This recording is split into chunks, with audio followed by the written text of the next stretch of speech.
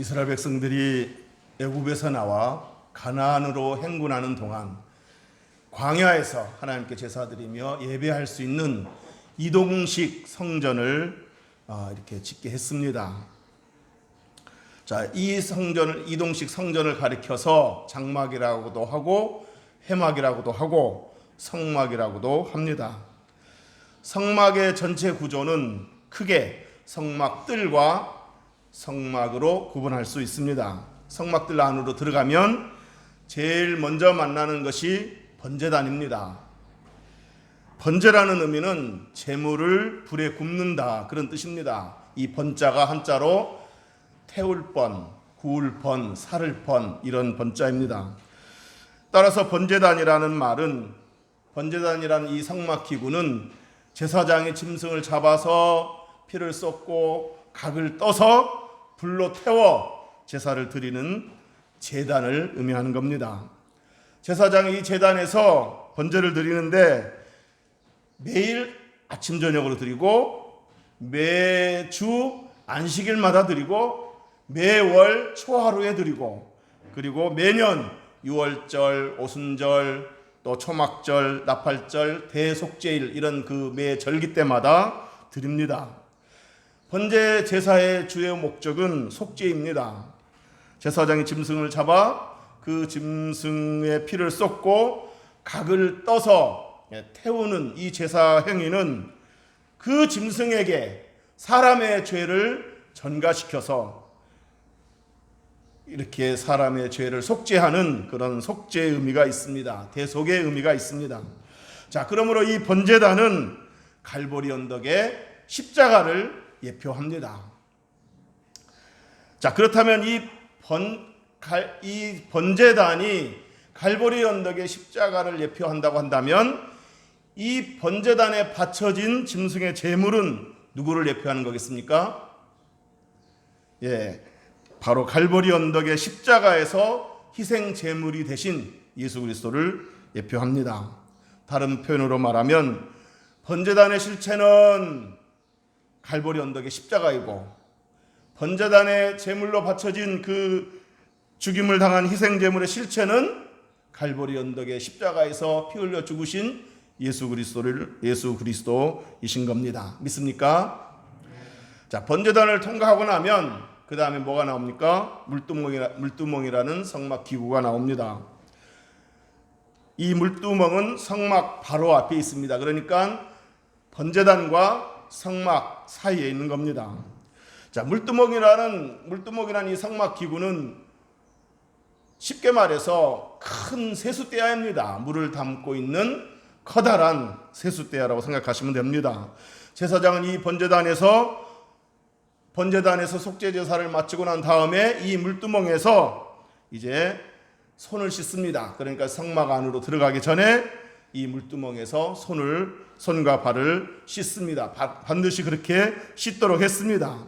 자, 제사장이 성막에 들어가기 전에 손과 발을 씻는 이유가 뭐겠습니까? 첫 번째 이유는 제사장이 번제단에서 짐승을 잡고 또 피를 쏟고 각을 뜨고 이렇게 불로 태우는 이 과정에서 필연적으로 제사장의 손과 발에는 피도 묻고 기름도 튀고 여러 가지 오물들이 묻을 수밖에 없습니다. 그래서 성막 안으로 들어가기 전에 물두멍에서 그 묻은 기름과 피, 오물들을 씻도록 한 겁니다. 자, 그러나 더 큰 두 번째 이유가 있습니다. 이 두 번째 이유가 더 중요한 이유인데 바로 마음의 정결을 위해서입니다. 자, 첫 번째 이유가 피와 오물이 묻은 제사장의 손과 발을 씻어내는 육체의 청결을 위해서라고 한다면 두 번째 이유는 제사장의 마음을 씻어내는, 마음을 정결케 하는 마음의 정결을 위해서라는 겁니다. 출애굽기 30장 17절에서 21절에서 보면 이 물두멍에서 정결의식을 거치지 않고 바로 성막으로 들어가면 반드시 죽는다고 그랬습니다. 더러워서 죽는다기보다는 이런 그 정결의 의미가 있는 이 정결의식을 하지 않고 들어가기 때문에 죽는다는 것이 되겠습니다. 자, 성막은 성소와 지성소로 나뉘는데 이 성소에 들어가기 전에, 그리고 나중에는 대제사장은 지성소에도 들어가겠죠. 어쨌든 이 성소로 들어가기 전에 반드시 정결의식을 갖고 들어가라는 겁니다. 그러니까 말하자면 하나님의 더 큰 깊은 임재 속에 들어가게 되는데, 성소에 들어간다는 것은 하나님의 더 깊은 임재 속에 들어가는 건데, 그렇게 하나님의 깊은 임재 속에 들어가기 전에 다시 한번 마음을 정결하게 하고 들어가라는 의미가 되겠습니다. 자, 그러면 이런 질문이 있을 수 있습니다. 이미 번제단에서 속죄제사를 통해 제사함을 받았는데, 깨끗함을 받았는데 물두멍에서 또다시 정결의식을 가질 필요가 있겠는가, 이런 의문이 생길 수 있습니다. 단순히 손과 발에 묻은 그 오물들을 씻어내는 거라면 이해가 되지만, 이미 번제단의 속죄제사를 통해서 제사함을 받았는데, 깨끗함을 받았는데 또다시 물두멍에서 정결의 의미로 이렇게 손과 발을 씻어야만 하는가, 이런 의문을 가질 수가 있다는 겁니다. 자, 지금 더 집중해서 잘 들어보시기를 바랍니다. 여러분, 우리 그리스도인들은 번제단의 실체인 십자가를 통해, 그리고 번제단의 그 희생 제물의 실체이신 예수 그리스도를 통해, 예수 그리스도의 죽으심을 통해 이미 저와 여러분은 죄 용서함을 받은 자들입니다. 믿습니까? 정령 십자가의 피를 의지하고 진심으로 예수 그리스도를 영접했다면 우리는 이미 중생함을 얻었고, 거듭남을 얻었고, 새 생명을 얻었고, 구원을 받았고, 하늘나라 시민이 되었고, 하나님의 자녀가 된 자들입니다. 믿습니까? 자, 그렇지만 그럼에도 불구하고 우리는 하나님 앞에 나아갈 때마다 죄를 고백하고 회개하는 것이 필요합니다. 여러분, 이 사실을 알아야 됩니다. 우리가 구원받은 것은, 이 중요한 사실인데, 우리가 구원받은 것은 우리가 의롭기 때문에, 우리에게 죄가 없기 때문에, 우리가 완전히 깨끗한 사람이기 때문에 구원받은 것이 아닙니다. 우리가 의로워서 우리를 의인이라고 부른 것이 아니라는 얘기입니다. 동의하십니까? 우리가 의로워서 완전히 깨끗해서 구원받은 것이 아니라 순전히 전적으로 예수 그리스도의 피 공로로 구원받은 것입니다. 믿습니까? 우리에게 죄가 없기 때문에 구원받은 것이 아니라 우리의 죄를 용서받았기 때문에 구원받은 겁니다. 이 차이를 이해하시겠습니까? 자, 이 말을 다른 말로 표현하면 이것은 결국 무슨 의미가 되겠습니까? 우리 안에는 아담의 타락한 죄 본성이 여전히 우리 안에는 있다는 겁니다. 우리 안에 여전히 그 아담의 그 타락한 죄 본성이 있을 뿐만 아니라 또 날마다 이 사탄의 유혹이 우리의 죄 본성을 자극하고 있는 그런 이 세상에 살고 있다는 겁니다. 그렇기 때문에 우리가 이미 구원받은 자들임에도 불구하고 또 죄를 지을 때가 있습니다. 동의하십니까? 자, 그렇기 때문에 우리는 계속해서 죄를 고백하고 회개하는 것이 필요하다는 겁니다. 물론 우리가 날마다 죄를 회개하고 죄를 고백하고 회개하는 그 이유가, 죄를 회개하면서 죄와 싸우는 이유가 구원받기 위해서는 아닙니다. 우리의 노력으로 구원받기 위해서 죄를 회개하고 죄와 싸우는 것은 아닙니다. 이미 예수 그리스도의 공로로 구원받은 자로서, 이미 하나님의 자녀된 자로서 구원받은 자답게, 하나님의 자녀된 자답게 거룩하게 살고자 죄를 회개하면서 죄와 싸우는 겁니다. 우리가 죄를 회개할 필요가 있고 죄를 회개해야 하는 이유는 뭐냐? 구원받기 위해서가 아니라 구원받았으니까 구원받은 자답게 살기 위해서 또 우리 죄를 회개하라는 것입니다. 자, 그러므로 우리는 제사장이 이미 번제단의 속죄제사를 통해서 깨끗함을 받았지만 성막 안으로 들어가기 전에, 성소와 지성소로 들어가기 전에 다시 물두멍에서 손과 발을 씻어야 하듯이 우리도 날마다 하나님께 나아가기 전에, 예배하기 전에, 어떤 은혜를 구하기 전에 우리의 죄와 허물을 고백하고 회개해야 하는 겁니다. 믿습니까? 고린도전서 11장 28절에서 사도 바울은 이렇게 말했습니다. 성찬에 참여하는 자는 성찬에 참여하기 전에 죄를 먼저 자기를 살피고 그 후에야 성찬에 참여하라고 권면했습니다. 이미 우리는 구원받은 자들이기 때문에 성찬에 참여할 자격이 있습니다. 그럼에도 불구하고 성찬에 참여하기 전에 자기를 살피라고 하는 이유는 뭐겠습니까? 그 하나님의 그 은혜를 받기 전에, 하나님 은혜 속에 들어가기 전에 또다시 자신을 살피고 정결하게 하고 거룩한 예식에 참여하라는 의미이지 않겠습니까? 여러분, 감사하게도 사도 요한의 증언에 의하면 우리가 우리 죄를 자백하고 회개하면 우리 주님이 용서하시고 우리를 죄에서 깨끗하게 하신다고 말씀하셨습니다. 요한일서 1장 9절에 보면 만일 우리가 우리의 죄들을 자백하면 그분께서는 신실하시고 의로우사 우리의 죄들을 용서하시며 모든 불의에서 우리를 깨끗하게 하시느니라 그랬습니다. 믿습니까? 자, 그런데 여러분, 우리가 죄를 고백하고 죄를 회개하려면 먼저 우리 자신을 들여다봐야 되겠죠. 우리 자신을 들여다봐야 우리 모습이 어떤지를 알 수 있고 우리 모습이 어떤지를 알아야 또 회개하게 되지 않겠습니까? 자, 여러분, 오늘 본문에 물두멍을 무엇으로 만들었다고 그랬습니까? 여인들의 거울로 만들었다고 그랬습니다. 성막의 수종들은 여인들의 거울로 만들었다고 그랬습니다. 녹거울.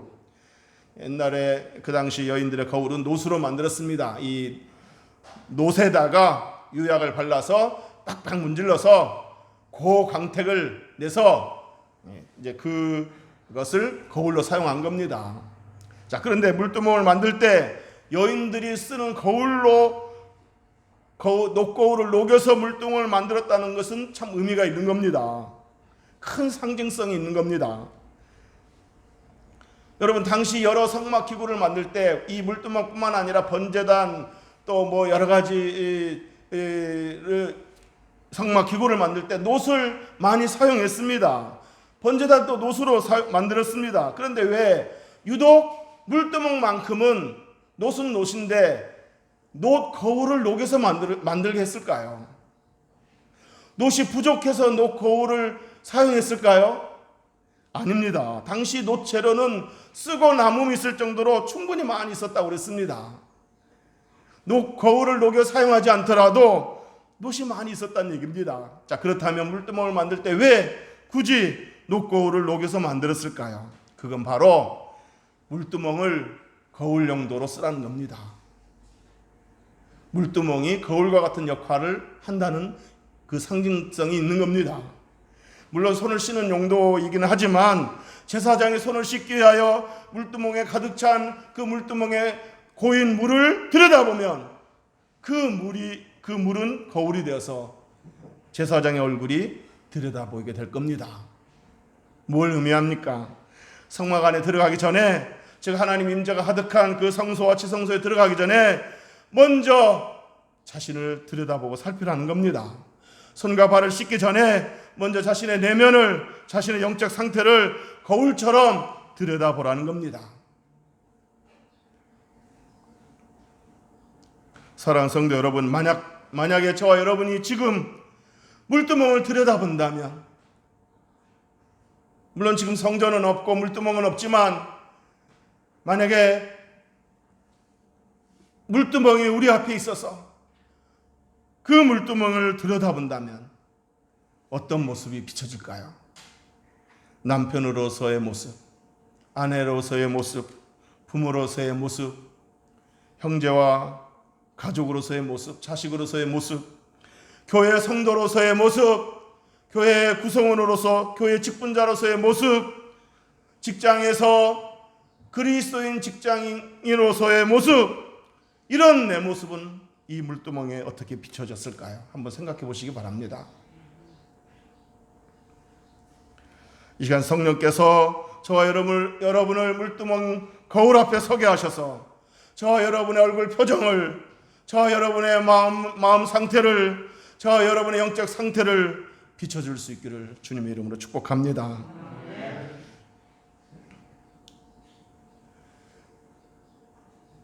야고보 사도는 하나님의 말씀을 어디에다 비유했습니까? 거울에다 비유했습니다. 그리고는 이렇게 말했습니다. 말씀을 보고 행하지 않은 사람은 마치 거울로 자신의 얼굴을 들여다보고 난 후 금방 자신의 얼굴을 잊어버린 사람과 같다라고 말했습니다. 여러분, 야고보 사도가 말씀을 보고 행하지 않는 사람을 가리켜서 마치 자기 얼굴을 들여다보고 나서 자기 얼굴을 금방 잊어버린 사람과 같다라고 말했는데, 어떻게 거울을 보고 금방 자기 얼굴을 잊어버릴 수 있을까? 그런 생각이 들 것입니다. 아니, 거울을 봤는데 금방 어떻게 자기 얼굴을 잊어버리지? 이런 생각이 들 것입니다. 자, 그러나 옛날 거울은 어떻게 만들어졌다고 그랬습니까? 구약시대는 녹거울로 만들어졌고, 이 당시는 아마 청동구리로 조금 좀 더 잘 보이게 만들었을 것입니다. 그렇지만은 여전히 청동구리로 만든 거울이기 때문에 거울을 들여다봐도 자기 얼굴이 뚜렷하게 자세하게 볼 수가 없었을 겁니다. 그렇기 때문에 거울을 보고 나서 이미 거울을 볼 때도 뚜렷하게 보지 못했기 때문에 거울을 보고 나서 돌아서면 또 자기 얼굴이 어떻게 생겼는지 잊어버릴 수밖에 없었을 겁니다. 자, 사도 야고보가 하나님의 말씀을 보고 듣고 행하지 않는 사람은 마치 청동거울을 보고 금방 자신의 얼굴을 잊어버리는 사람과 같다고 말했는데, 그 말은 뭐예요? 결국 사도 야고보의 요지는 이겁니다. 청동구리 거울은 희미하니까 그 청동구리 거울을 보고 자기 얼굴을 금방 잊어버릴 수 있다고 하지만, 하나님의 말씀인 영적 거울을 들여다보고서 어떻게 그렇게 할 수 있느냐? 그래서는 안 된다. 말씀의 거울을 들여다보고 자신의 모습을 깨달았으면 그 모습을 고치고 실천에 옮기도록 해야지, 청동 거울을 보고 금방 얼굴을 잊어버린 것 같이 그렇게 해서는 안 된다, 그 얘기입니다. 청동구리 거울은 자신의 모습을 희미하게 보여주니까 금방 자기 얼굴을 잊어버릴 수 있다고 하지만, 말씀의 거울을 들여다보고 자신의 모습이 어떤지를 알고서도 그 모습을 고치지 않는다는 것은, 그거는 올바른 말씀 생활이 아니라는 이야기입니다. 요한복음 14장 21절에 나의 계명을 가지고 지키는 자라야 나를 사랑하는 자니 그랬습니다. 나의 계명을 가지고 지키는 자야 주님을 사랑한다고 말할 수 있다는 겁니다.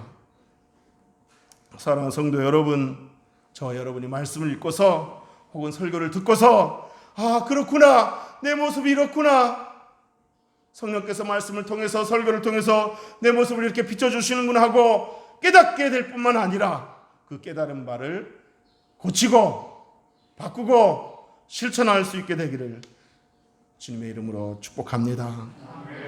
자, 이제 말씀을 정리하도록 하겠습니다. 소설가 강호연 씨가 거울이라는 단편 소설을 썼습니다. 그 내용은 요약하면 이겁니다. 밤중에 도둑질을 하기 위해서 한 도둑이 어느 집에 잠입했는데 조심스럽게 방에 들어가 귀중품을 뒤지고 있는데 그 순간 옆에서 누군가가 있다는 느낌을 받았다는 겁니다. 화들짝 놀라서 무기를 얼른 꺼내서 이렇게 대비를 하는데, 상대방도 얼른 무기를 꺼낸 상태로 자신을 지켜보고 있다는 거예요. 노려보고 있다는 거예요. 무기를 꺼내 들고 자신을 노려보고 있는 그 사람은 인상도 험했고 분위기도 무시무시했다고 합니다. 본인이 싸워서 이길 것 같지가 않았다는 거예요. 그래서 속으로 이 집에는 뭐 이리 흉악한 주인이 사나 라는 생각을 하며 도망을 칠까, 이협을 할까, 이렇게 머리 굴리는 중에 이 도둑은 순간 깜짝 놀라고 말았답니다. 눈앞에 있는 사람은, 눈앞에 놓여있는 것은 커다란 전신 거울이었고, 자신을 놀라게 한 사람은 바로 자기 자신이었다는 거예요. 전신 거울을 통해 자기 모습을 보았던 이 도둑은 아무 말 없이 도둑질을 멈추고 집 밖으로 나갔다고 합니다. 그동안 아무 거리낌 없이 죄를 지었던 그 도둑이 거울을 보고서야 자기의 실체를, 참담한 실체를 깨달은 겁니다. 이 집에는 뭐 그리 이렇게 흉악한 주인이 사나 이렇게 생각했던 그 흉악한 얼굴이 자기 자신의 얼굴이었다는 사실을 깨달은 겁니다. 내가 그동안 이런 모습으로 살았구나. 사랑하는 성도 여러분, 내 모습을 보고 깨달을 수 있다는 것은 은혜입니다. 내 모습을 안다는 것은 복입니다. 내 모습이 어떤지도 모르고 사는 거, 이건 불행입니다.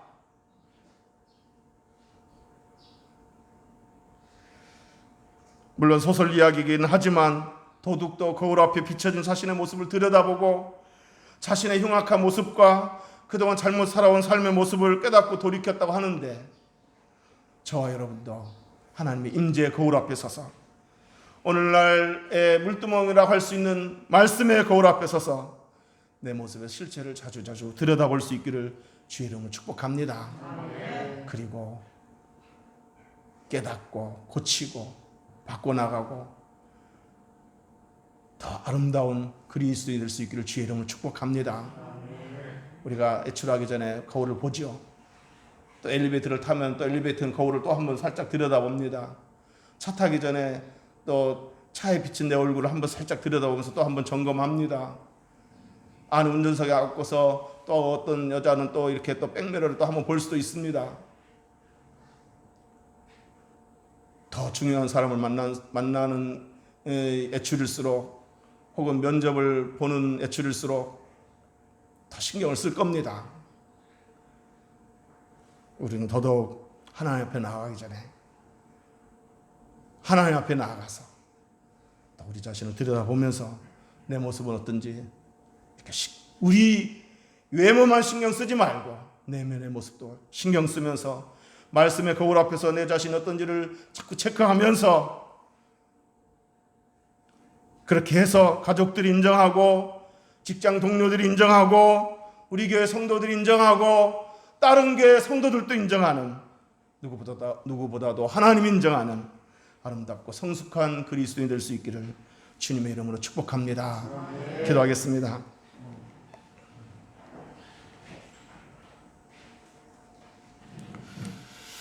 좋으신 하나님 아버지, 저부터서 우리 자신의 모습을 모르고 살 때가 많이 있습니다. 그저 잘난 줄 알고 잘하고 있는 줄 알고 착각하고 살 때가 많이 있습니다.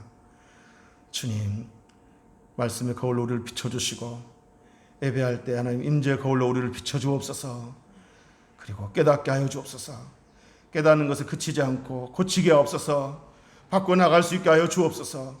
우리 외모만 신경 쓰지 않고 우리 내면도 신경 쓰고 영적인 상태도 신경 쓸 수 있는 그리스도인이 되어서 우리 가족들에게 인정받고 밖에 나가서 직장 동료들에게 인정받고